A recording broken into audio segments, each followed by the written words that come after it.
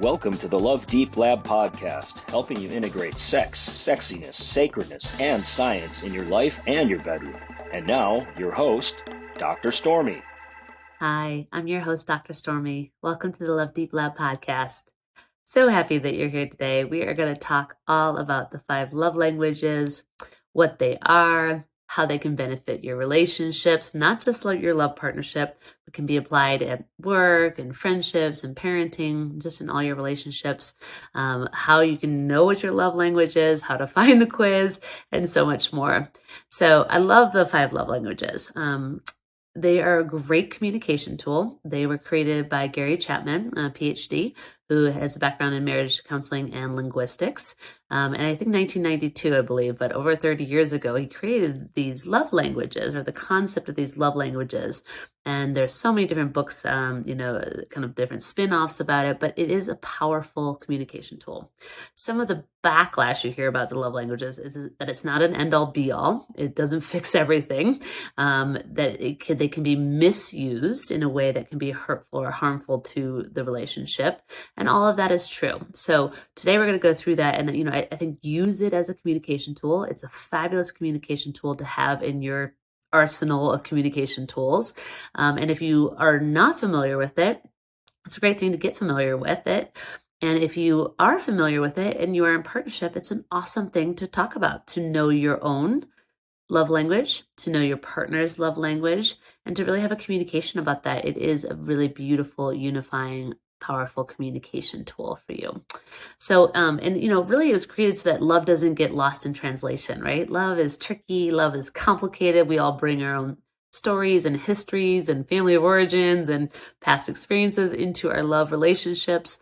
And so it can get complicated. It can get murky. We're looking through our lens, they're looking through their lens, and we're trying to bridge that gap, so to speak. So this is one way to help you bridge that gap. And then it's like, really, are you offering love to your partner in the way that they can receive it? Because it's like speaking a different language. You might be offering really great love, quote, quote, love in your love language, and they have a different love language, and they're over there going, wait, why is she or he not doing this? Or I'm not feeling loved. And you're over here going, wait, but I'm doing all the things, right? So again, that might be a miscommunication, might be a difference in love languages. And I love that Gary Chapman says he created them not to be able to create deeper compassion and empathy with our partner, a greater understanding of ourselves. And then also, it's really important that we want to understand our partner's love language, not demand that they use ours. And then again, a self-love piece is if we understand our love language, we can also offer ourselves love in a way that most deeply nourishes us, and that can take some of the pressure off of the partner as well. So these are some other great benefits of the love languages. So the love languages really are 5 ways of expressing and receiving love. And often the way in which we want to receive love, so our love language will be naturally the way in which we offer love, right? It's the way we receive love. We then project that it's the way someone else receives love, and that may or may not be true for them. So again, knowing your own love language is a great place to start. And then knowing your partner's love language, you can also use this in family relationships and friendships, in workplace, even in parenting. So the 5 love languages are words of affirmation, physical touch, receiving gifts, quality time, and acts of service. Okay, so affirmation, touch, quality time, acts of service, and gifts. And there isn't one that's better or worse than the other. Gary Chapman did a study, I think, of 10,000 people, and words of affirmation was just barely, but the most common one, the most seen one was words of affirmation. But what matters is what is yours and what is your partner's. So where you can find it, there's so many places. You literally Google Gary Chapman's 5 love languages and find so many different free quizzes. Gary Chapman's book is amazing. I always recommend that as well. There's different workbooks that you can find, but you can find a lot of places to take a love language quiz. But some of the questions that you might ask yourself is, do I feel more loved when my partner 1 says I love you and or compliments me, 2 surprises me with a gift, 3 goes on a weekend trip, just the 2 of us, 4 runs all the errands or does all the laundry, and 5 holds my hand when we're walking outside. So put yourself in those situations, ask yourself those simple questions that might help you kind of start to determine what is your love language if you don't already know what it is.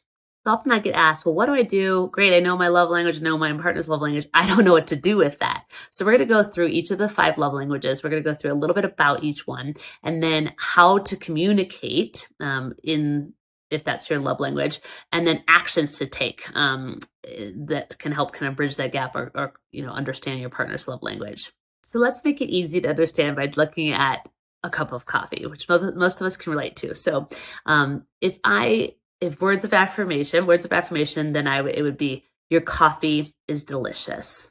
If it's acts of service, it's, I made you coffee, or I made you a cup of coffee. If it's receiving gifts, here's a coffee I bought for you. If it's quality time, let's go together and get a cup of coffee. And if it's physical touch, let me hold you like a cup of coffee. So that's a little, playful thing, but it helps to understand. You can do it with chocolate, different analogies. There's funny memes out there with tacos and all the things. So let's start with words of affirmation, since that, like I said, is the most common one. And you also notice too, by the way, when you take a quiz, that you will likely have a primary and a secondary. We can all relate probably to all of the love languages, or most of them. But we tend to have a primary and a secondary. And I would also say, although they say that it's pretty set, I have found, and I find with my clients, that it might change as you continue to grow and develop in yourself and in your partnership. So it's good to kind of check back in and see where you are on it. So words of affirmation. So a little bit about that. So I value verbal acknowledgement. I value written and spoken showings of affection. The I love yous, the compliments, the digital communications like a text or a love note. Okay. Those are the things that I value. I feel very loved when my partner does those. How to communicate in this love language, it would be to encourage, to affirm, and active listening. Okay. If your partner's love language is words of affirmation, how you can communicate is to encourage, affirm, and really active, full body listening. Okay. And some actions to take would be send a text, write a little love note, encourage genuinely and frequently. Second love language, physical touch. And these are not in any particular order, but physical touch. So physical signs of affection. I value and feel love when I receive physical signs of affection. So things like kissing, holding hands, cuddling, having sex. It's the warmth and the comfort of touch that makes me feel loved. Okay. And if you are with someone whose love language is physical touch, then your communication style, often you really want to focus on the nonverbals, focus on loving body language, lots of physicality, lots of touching. And then the actions would be to make intimacy a priority, to make physical intimacy a priority. Okay, that doesn't have to be sexual. It might be sexual, so check in with your partner there, but physical intimacy, making that a priority. The third love language, receiving gifts. So I really value, if this is my love language, I value and feel love when I have visual symbols of love and affection. It's the symbolic aspect of it. It's the thoughtful aspect. It's careful reflection. It's physical and it's meaningful. Okay.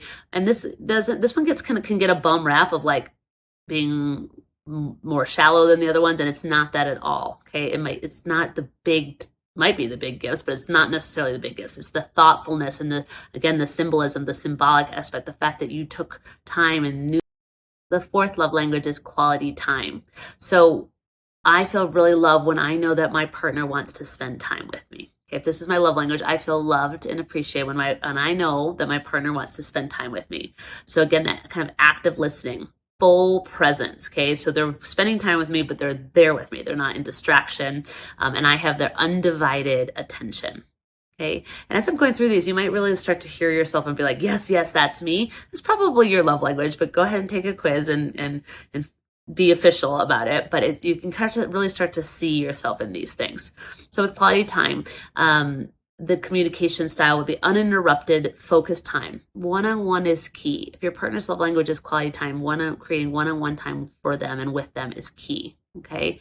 And then the actions would be creating and spending time together.